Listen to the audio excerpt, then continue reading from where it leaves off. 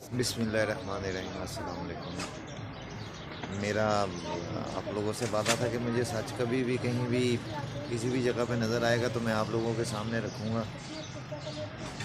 आज अब मेरे पास जो इस वक्त वीडियो एक पहुंची है, वो वीडियो दिखाते हुए मुझे दुख भी हो रहा है। मैं हंसी खुशी तो नहीं कह सकते, लेकिन एक हंसी आ रही है। और दुख इस बात का कि एक मज़दूर आदमी को मजदूरी नहीं दी जाती, कमाने के लिए तरह तरह की मुश्किलात पैदा की जाती हैं।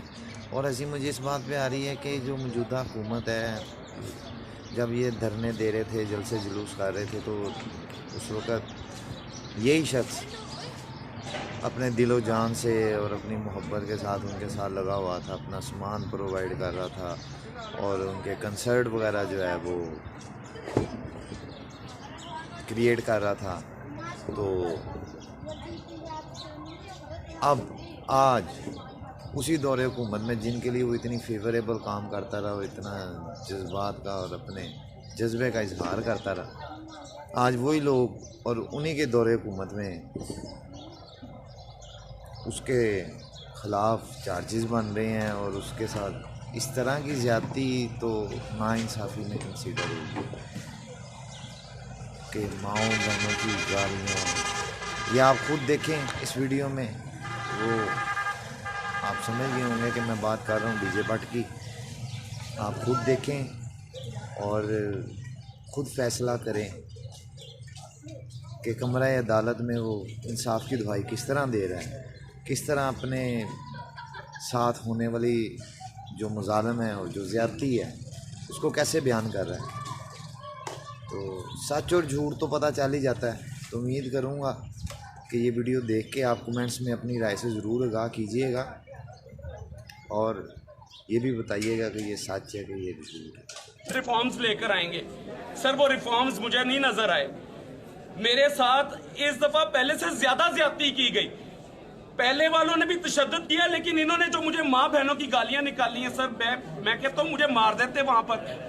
मेरे से गालियां नहीं बर्दाश्त हो सकती। मेरी माँ ज़ईफ है, उसका क्या हाल है इस वक्त। और इन लोगों ने मेरी ज़ईफ माँ को, मेरी बहनों को, अभी मुझे पूछते थे अपनी बहनों के नाम बताओ। सर यहाँ पूछे ना आप, वहां तो आप पूछते थे 10 अपनी भैनों के नाम, आप पूछे ना सर, यहाँ पर पूछे ना, यहाँ पर पूछे ना सर। मामा क्या सर, यहाँ पर पूछे सर, वहां पर पूछते हैं सर ये सारी चीजें, यहाँ पूछे सर। आप वर्दी पहनकर सर वर्दी का एहतराम तो करें सर। आप लोगों की माओ बहनों की इज्जत नहीं करते ना सर, तब भी पुलिस बदनाम होती है। इसके बारे में खान साहब को क्या कहेंगे? इमरान खान साहब, मैं इमरान खान से सिर्फ एक ही बात करूंगा, खान साहब मैं आपका टाइगर था, हूं और रहूंगा इंशाल्लाह।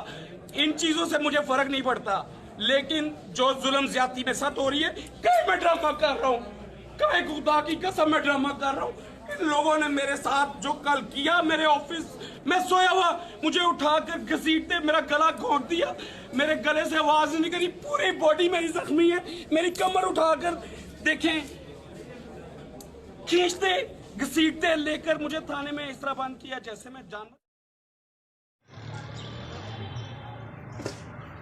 जी तो नाजरीन, आपने देखा सुना डीजे भट्ट की तमाम बातों को। उम्मीद करता हूँ आप अपनी सोच के उस किनारे तक आगे होंगे कि जहाँ पे आपको अंदाज़ा हो जाए कि ये सच है कि ये झूठ है। आप मुझे कमेंट सेक्शन में अपनी राय से ज़रूर आगाह कीजिएगा। ये शोर इस वजह से आ रहा है, आपको शायद वीडियो में आए, क्योंकि मैं इस वक्त अपने इलाके में नहीं हूँ, आउट ऑफ सिटी हूँ, अपने शहर से बाहर हूँ। लेकिन चूँकि वादा था कि जो चीज़ मेरे तक पहुँचेगी मैं उसी वक्त आपको दिखाऊंगा, आप तक पहुँचाऊंगा। तो मैं अपने वादे पे कायम हूँ। आप भी थोड़ा सा मेरे साथ अपना साथ निभाएं, वादा पूरा करें। मेरे चैनल को सब्सक्राइब, लाइक, शेयर और कमेंट्स ज़रूर कीजिए। अपनी राय से ज़रूर आगाह करें, आपकी राय मेरे लिए बहुत ज़रूरी है। आप अपनी राय से आगाह करेंगे, आप माशरे की बुराइयां बताएंगे तो मैं उनको एक्सपोज कर पाऊँगा, नहीं तो मैं अकेला कब तक लड़ता रहूँगा इस सिस्टम के साथ, इन सब चीज़ों के साथ। तो उम्मीद करता हूँ आप मेरी बात को फॉलो कर गए होंगे। आप اس کو اپنا چینل سمجھتے ہوئے اس کا خیال رکھیں اور اپنا بھی خیال رکھیں۔ اسی کے ساتھ آپ کا میزبان اجازت چاہے گا، حسن عسکری۔ اللہ حافظ۔